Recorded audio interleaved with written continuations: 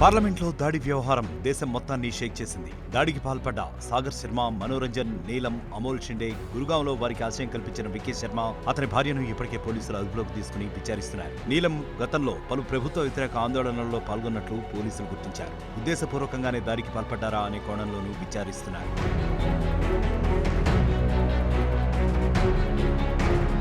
పార్లమెంట్పై దాడికి పాల్పడ్డ 7 నిందితులు భగత్ సింగ్ ఫ్యాన్స్ క్లబ్ పేరుతో ఓ సోషల్ మీడియా గ్రూప్ ఏర్పాటు చేసుకున్నట్లు విచారణలో తేలింది. సోషల్ మీడియా ద్వారా నిందితులు ఒకరికొకరు పరిచయం అయ్యారు. వీరంతా ఏడాదిన్నర క్రితం మైసూరులో కలిసినట్లు తెలుస్తోంది. 9 నెలల క్రితం మరోసారి కలిసినట్లు సమాచారం. జూలైలోనే లక్నో నుంచి ఢిల్లీకి వచ్చాడు సాగర్ శర్మ. అప్పుడే పార్లమెంట్ సెక్యూరిటీ ఏర్పాట్లపై రెక్కి నిర్వహించినట్లు విచారణలో వెల్లడైంది. పార్లమెంట్లో పొగదాడి కోసం నిందితులు ఆదివారం ఢిల్లీకి చేరుకున్నారు. గుర్గాంలోని వికీ శర్మ ఇంట్లో బస చేసి పథక రచన చేశారు. మహారాష్ట్ర నుంచి స్మోక్ క్యాన్లను అమోల్ షిండే తీసుకొచ్చాడు.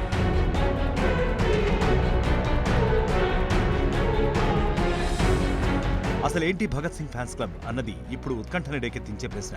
నిజానికి బ్రిటిష్ వాళ్ళ హయాంలో విప్లవ వీరుడు భగత్ సింగ్ కూడా బటుకేశ్వర్ దత్ తో కలిసి పార్లమెంట్ పై దాడి చేశారు. ఏప్రిల్ 28, 1929న పార్లమెంట్ సెషన్ జరుగుతూ ఉండగానే 2 పొగబాంబులు విసిరారు. సభ్యులంతా పారిపోతున్న గందరగోళంలో తప్పించుకునే అవకాశం ఉన్నా వెళ్లలేదు. అక్కడే నిలబడి ఇంక్విలాబ్ జిందాబాద్ అంటూ నినాదాలు చేశారు.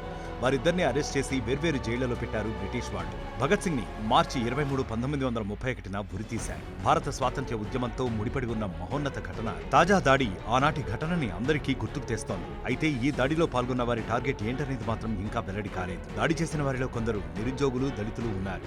వీరంతా ప్రభుత్వంపై వ్యతిరేకత తెలిపేందుకే దాడి చేశారా అనేది తేలాల్సి ఉంది.